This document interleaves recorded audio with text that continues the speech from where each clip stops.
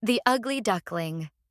Once upon a time, in a peaceful countryside, a mother duck was sitting on her nest, waiting for her eggs to hatch. She was excited to see her little ducklings. After some time, the eggs began to crack, and one by one, small, fluffy yellow ducklings emerged. The mother duck was very happy. However, there was one egg that was much larger than the others. It took longer to hatch, and when it finally did, a big, gray, and awkward-looking duckling came out. Unlike his brothers and sisters, he did not have soft yellow feathers. Instead, his feathers were dull and gray, and he looked different. The other ducklings and the farm animals immediately noticed how different he was. They began to make fun of him. "You are so ugly," they laughed. Even his own siblings treated him badly. The poor duckling felt lonely and sad. As time passed, life became more difficult for him.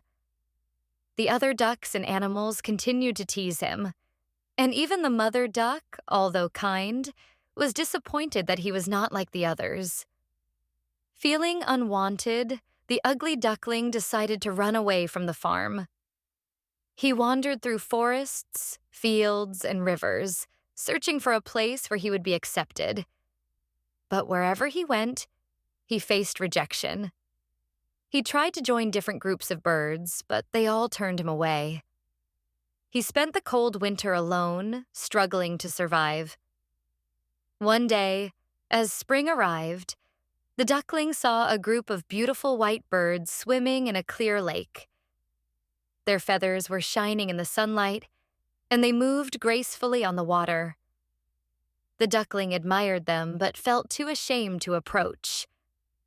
However, when he bent down to drink some water, he saw his reflection in the lake. To his surprise, he was no longer an ugly duckling. Over the long months, he had transformed into a magnificent swan. His feathers were now pure white, his neck was long and elegant, and he looked just like the beautiful birds on the lake. The swans welcomed him warmly. "Come and join us," they said kindly. The once lonely duckling finally found where he belonged. He realized that he had never been a duck. He had always been a swan, but it took time for him to grow into his true self. With joy in his heart, he spread his wings and glided across the water, feeling happy and free. At last, he was no longer alone. He was admired and loved, and he lived happily ever after.